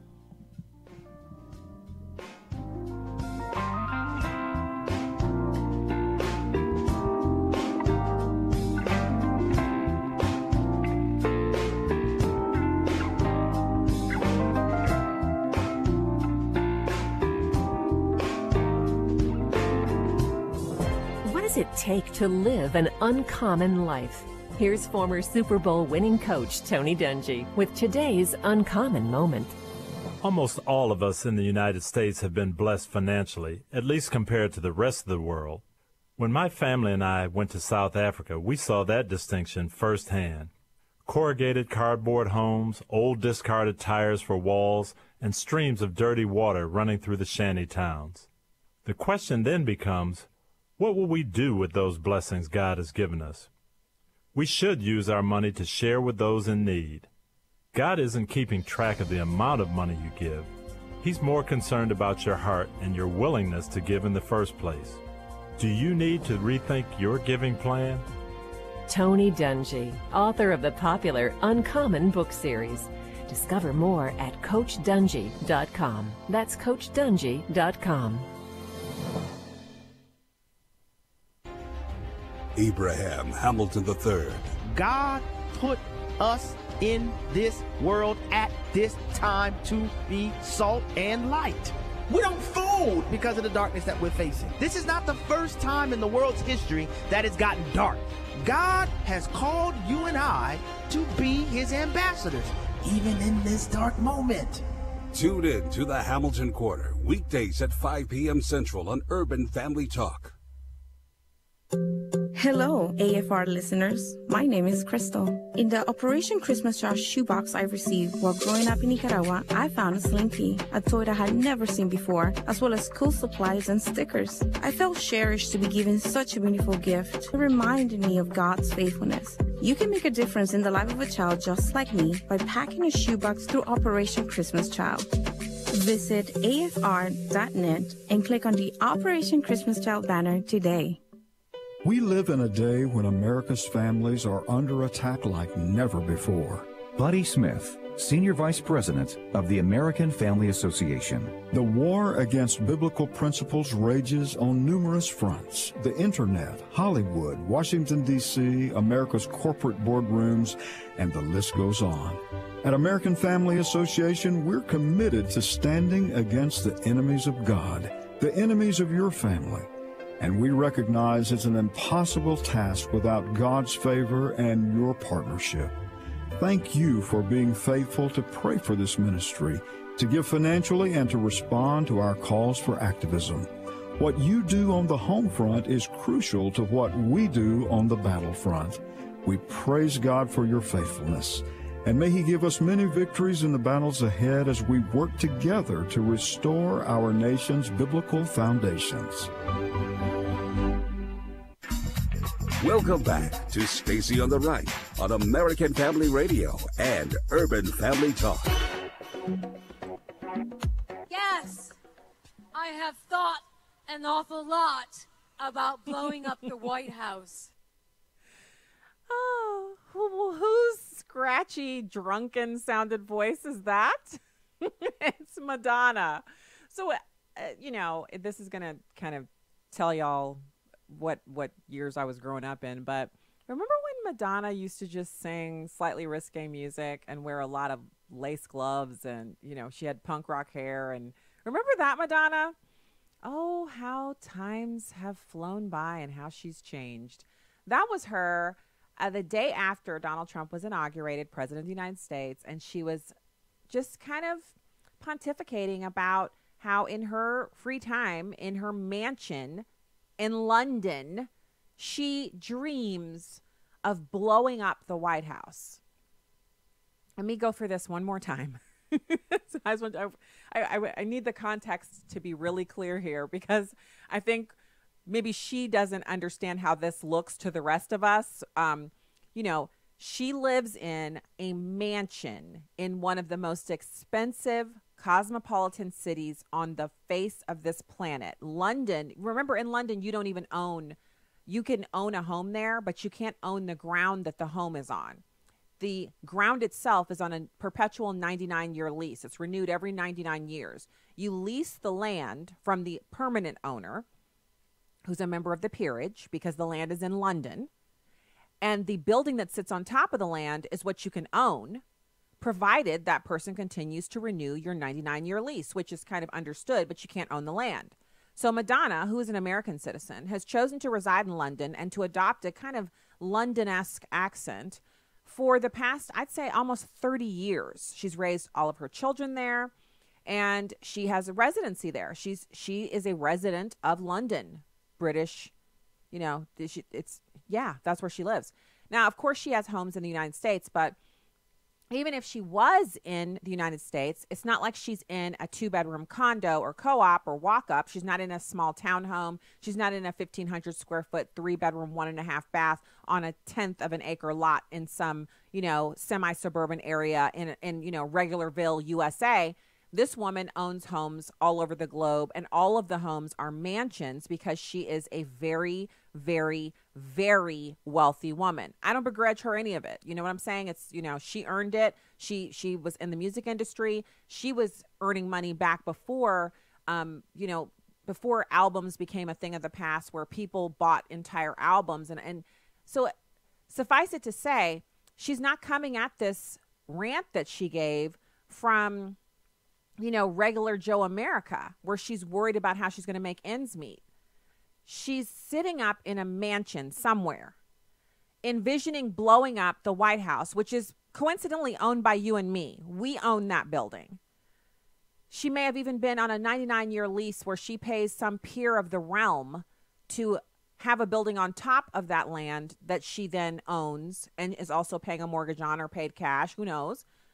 And she's sitting in this multi-room, multi-level mansion in London or single-family home on 1,000 acres here in the United States, dreaming of blowing up the White House because she doesn't like the way us regulars voted.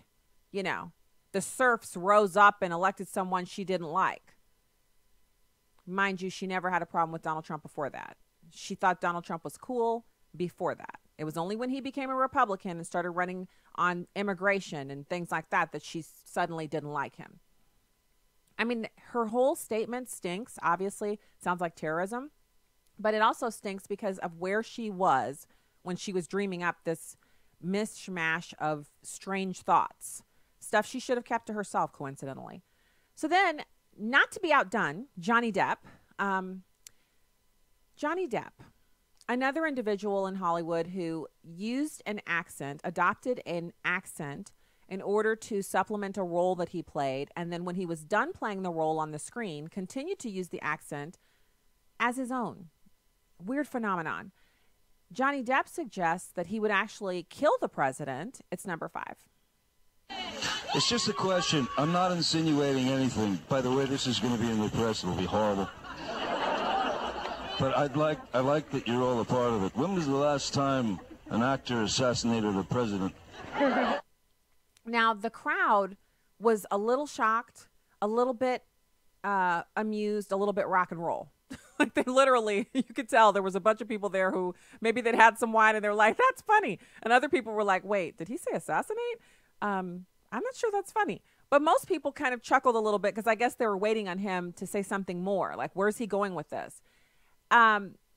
He said, I know this is going to make the news, and he would hope so, because he's one who he's destroying his own career. The latest franchise of movies, I think they're coming back, Pirates of the Caribbean, without him. I saw some announcement about that, and I really couldn't even care enough to click through. I think it was a title on Drudge, and I didn't even click through to read the story, because Johnny Depp makes these strange statements. And obviously, this also goes back to this idea that we take Hollywood types like Madonna and Johnny Depp and others like Alec Baldwin. We expect them to do political commentary, except we don't. I'm not one of those people. I don't actually think it's cool that Oprah Winfrey is campaigning for Stacey Abrams. I don't actually think it's cool that Sean P. Diddy Combs, someone who's well known for rapping and making music videos where doves fly out of places and he wears a white suit, that guy is not someone that I would go to and say, I need some hard-hitting political analysis. I mean, Sean P. Diddy Combs, what do the numbers say? Who's going to win the race in, Missouri tonight? Who's going to win in Georgia tonight? That's not the guy for that. So when they make these statements, it's odd, it's ridiculous. But remember, they're Hollywood types. They're music industry types. There are plenty of wonderful, upstanding people in Hollywood and the music industry, but that's not the norm for those industries. And they are not supposed to be the ones telling us what to think about politics. Not only are they not meant to do it, they're not equipped to do it. And we should be much more serious. Someone who their entire existence is based upon acting in roles, and it's, believe me, we're moviegoers, so I don't have a problem with actors. I don't have a problem with the profession. But look at what's come out of Hollywood of late. Look at the admissions about the casting couch and all of that. Look at the things that have been said about the same, it was like an environment in the music industry. If you think it through, you know that these are not the morally upright, upstanding individuals on the whole that you would want informing you about your politics. They just aren't. Even with that being said, what are they thinking talking about blowing up the White House and assassinating the president? And so this was at the very beginning. Remember, the president had been inaugurated and Madonna made that statement. And because she is so wild and crazy on everything else, I think the Secret Service was like, hey, what do you expect? It's Madonna. And then when Johnny Depp made the statement, they, of course, I thought I saw tell on Facebook or Twitter that the Secret Service had responded that, of course, they have to make an inquiry, which I suppose involves, you know, 2 FBI agents that are somewhere near his home going in, paying him a visit and asking him, were you serious about that or were you just being funny? And then he says, of course I was being funny and you have to get out. And then they say, okay, and that's it. But it's kind of, it's unfortunate that this is where we are, that this is the expectation, but that they still continue to get airtime. And remember, I'm hearkening you back because I love walking down memory lane to compare to now, because everyone's saying, well, the rhetoric from Donald Trump is the reason why this one or that one did X. But was it rhetoric that caused the man to shoot up the baseball field, the Bernie bro? Was it rhetoric that made him do that? Or was it his own deranged, unclear thinking processes that made him do that? Who's responsible, the trigger puller or someone who said something we don't like? I don't like what Madonna said. But if someone attempted to set the White House on fire or blow it up, it wouldn't be her fault. I don't agree with what she said. I think she should stop talking nonsense, but she's not responsible for the actions of others. And it's the same thing with Johnny Depp and Nicole Wallace and these others. The person making these statements, as horrible as they are, is not responsible for the actions of another individual who's under their own free will determined to harm other individuals. It's just not. And I've been saying that on both sides the entire time. And I've also been castigating the rhetoric. So it's not right. So back to our southern border, I mentioned this U.S. militia story. And the reason I keep coming back to this is because this is if you haven't voted yet, where are you on your schedule for the day? Are you on the way to vote, or you're listening to me just because the show's about to go off and then you're going to go vote? Because you're going to go vote today, right? You are voting today. I got it done. Our 18-year-old already voted over the weekend, absentee. My husband already voted this morning. He was the first one to vote today. He got out of the door, got his voting done, and texted me, went in, I was number this, took me this many minutes, yada, yada, yada. Have a good day. I was like, look at this man. God love him. So awesome. So this is an issue that should be on the front of your mind, not because we're afraid of Mexicans, not because we're afraid of people from south of the border, but because our national sovereignty is at stake here. And it's important for us to remember it's not about ginning up the base or inflaming people or making them afraid. It's about reporting on the news. And if they won't do it, I will. I mean, I'm going to do it whether they do it or not, but, specifically because they're not doing it. So you've got this story here, and they're reporting on a bunch of different people saying that if outside militia groups come, some of these people in Texas are saying, well, they can't come on my property. But I don't know what they're planning on doing about the Central American migrants who are going to come on their property. If I were someone who owned property on the border, I would rather militiamen were there than illegal immigrants. But, to each their own. So the quote from a bail bondsman in the Dallas suburbs, who's president of the Texas Minutemen, is, we'll observe and report and offer aid in any way that we can. We've proved ourselves before and we'll prove ourselves again. He says they've been roused by the president's call to restore order and defend the country against what the president has called an invasion.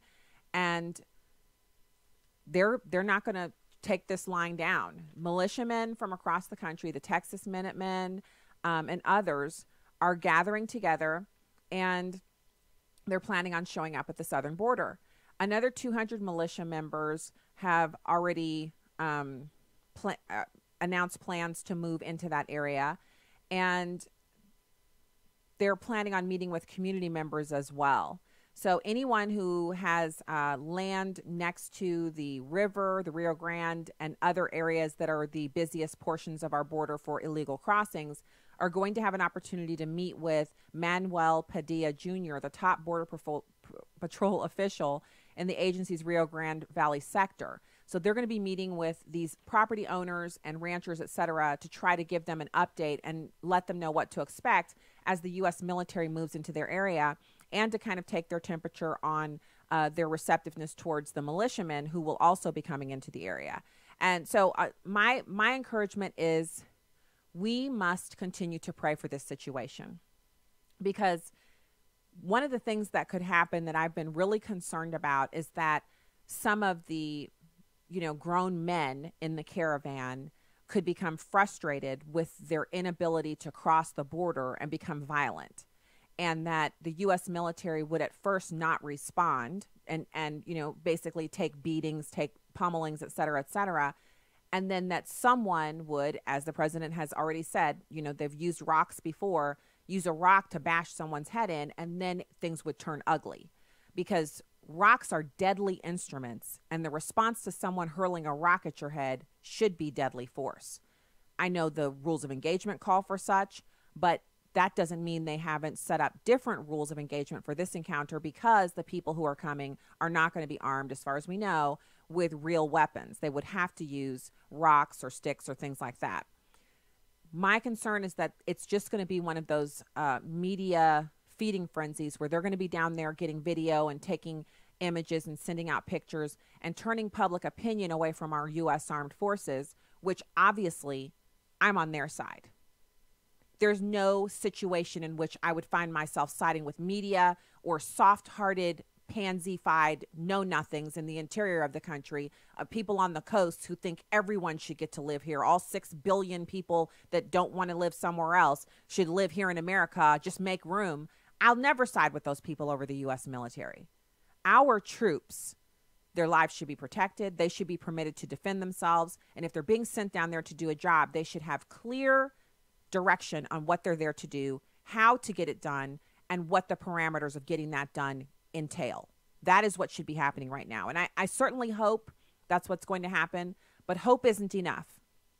We have to be committed in the same way that you committed. And I thank God for this audience and for the fact that the people in this audience are so committed to prayer, that the people in this audience aren't proud or puffed up, that you're willing to get down on your knees on behalf of this country. I praise God for this audience and for that prayer warrior attitude, the attitude of the warrior, which is we pray first. Before we pick up our arms for battle, we pray. And so, and that is the battle. It's praying. And so I renew calls for the listening audience here at American Family Radio and Urban Family Talk to continue to pray for the situation at the southern border and for the safety of our armed forces, the men and women who are going to be down there executing their duties.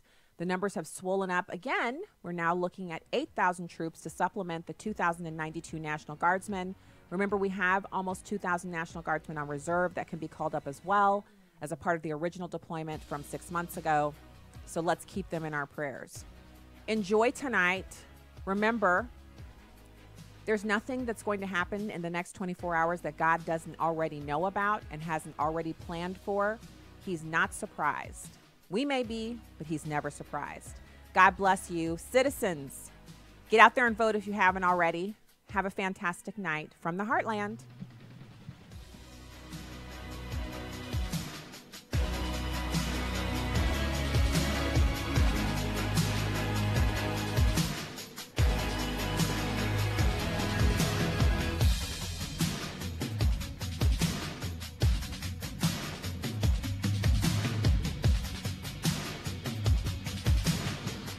The views and opinions expressed in this broadcast do not necessarily reflect those of Urban Family Talk, Urban Family Communications, or American Family Association.